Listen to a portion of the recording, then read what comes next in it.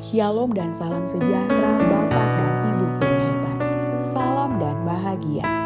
Saya Erwina Florencia Telnuni, calon guru penggerak angkatan 7 Kabupaten Timur Tengah Selatan.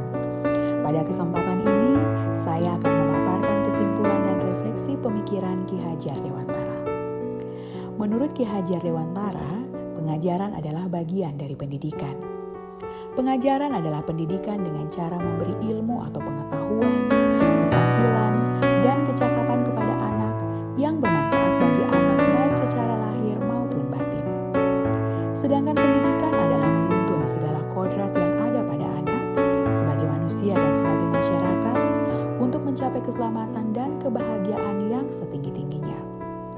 Pendidikan menjadi tempat persemaian benih-benih moral dan kebudayaan di dalam masyarakat.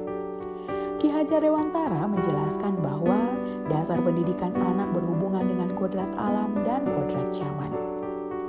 Menurut Ki Hajar Dewantara, tujuan dari pendidikan adalah menuntun segala kodrat yang ada pada anak-anak agar dapat mencapai keselamatan dan kebahagiaan yang setinggi-tingginya, baik sebagai manusia maupun sebagai anggota masyarakat. Pendidikan pada hakikatnya diharapkan dapat menumbuh kembangkan kompetensi anak, baik aspek pengetahuan, keterampilan, maupun sikap. Nah, dari pemikiran Ki Hajar Dewantara tersebut, terdapat beberapa kata kunci yang penting yang dapat kita ambil, yaitu yang pertama, pendidikan adalah menuntun. Yang kedua, pendidikan adalah menyesuaikan kodrat. Dan yang ketiga, pendidikan untuk keselamatan dan kebahagiaan. Kata kunci ini menjadi sangat penting untuk dimengerti dan dilakukan oleh pendidik dalam menjalankan dan melaksanakan proses pendidikan. Sebelum saya mempelajari pemikiran Ki Hajar Dewantara, yang saya percaya tentang murid dan pembelajaran di kelas adalah yang pertama, murid hadir di sekolah dalam keadaan kosong dan perlu diisi dengan berbagai ilmu pengetahuan oleh guru. Yang kedua, tujuan utama murid ke sekolah adalah mendapatkan ilmu pengetahuan, tidak untuk mengembangkan kreativitas, bakat, dan minatnya. Yang ketiga, murid tidak bisa menjadi sumber informasi karena pengetahuan murid sangatlah terbatas. Yang keempat, murid tidak menjadi pusat belajar karena hadir sebagai pelajar. Guru adalah sumber informasi, guru adalah sumber belajar, dan guru adalah pusat belajar. Bakat dan minat siswa terbentuk saat diajar oleh guru. Pengembangan bakat dan minat siswa tidaklah diutamakan. Siswa kurang diberi kebebasan untuk mengembangkan ide, berpikir kreatif, dan mengembangkan bakat atau minatnya. Guru belum bisa membaca karakter murid-muridnya secara keseluruhan. Guru juga tidak menyesuaikan proses pelajaran di kelas untuk memenuhi kebutuhan belajar individu setiap muridnya. Siswa yang melanggar tata tertib haruslah dihukum. Dan yang terakhir, yang terutama dalam kegiatan pembelajaran adalah mencapai KKM tanpa mempertimbangkan kemampuan siswa yang berbeda-beda. Setelah saya mempelajari pemikiran Ki Hajar Dewantara, pemikiran dan pemahaman saya menjadi berubah. Saya menyadari bahwa apa yang saya pikirkan tentang murid dan yang saya lakukan dalam proses pembelajaran tidaklah tepat. Sehingga terjadi perubahan pola pikir tentang murid dan pembelajaran di kelas.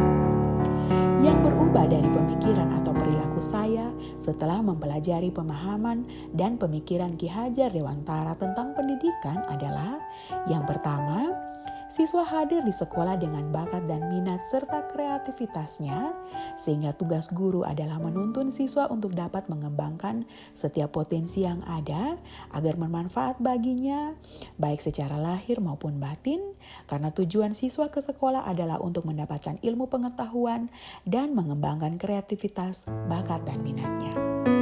Yang kedua, siswa diberi kebebasan seluas-luasnya untuk mengembangkan ide, berpikir kreatif, dan mengembangkan bakat dan minatnya.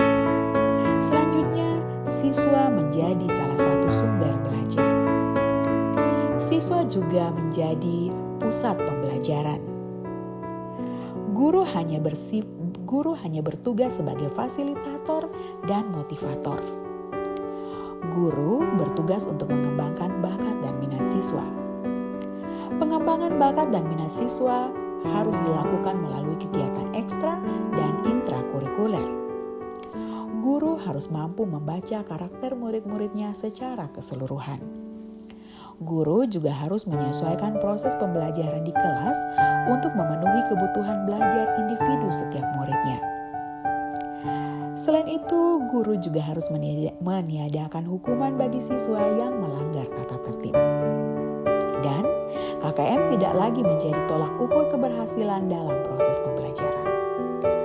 Dengan demikian, maka saya harus segera melakukan penerapan yang lebih baik lagi agar kelas saya mencerminkan pemikiran Ki Hajar Dewantara.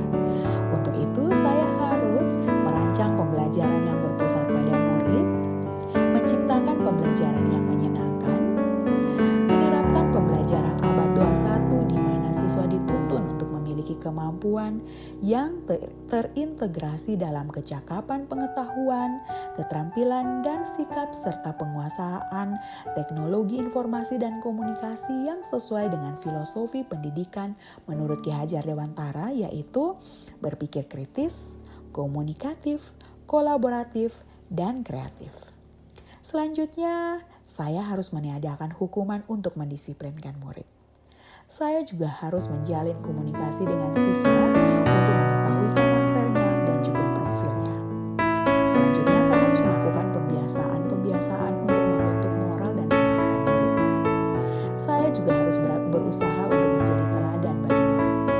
Dan yang terakhir, saya harus memfasilitasi murid untuk mengembangkan potensi dan kreativitas melalui bakat dan minatnya. Nah, demikianlah kesimpulan dan refleksi pemikiran Ki Hajar Dewantara. Pesan saya untuk Bapak dan Ibu guru hebat adalah, jadilah penuntun yang dapat memberi teladan yang baik, mampu menciptakan prakarsa dan berbagai ide kreatif, serta selalu memberi dorongan dan arahan bagi anak didik kita agar mencapai keselamatan dan kebahagiaan yang setinggi-tingginya, baik sebagai manusia maupun sebagai anggota masyarakat. Guru bergerak, TTS Cerdas, Indonesia Maju. Salam dan bahagia.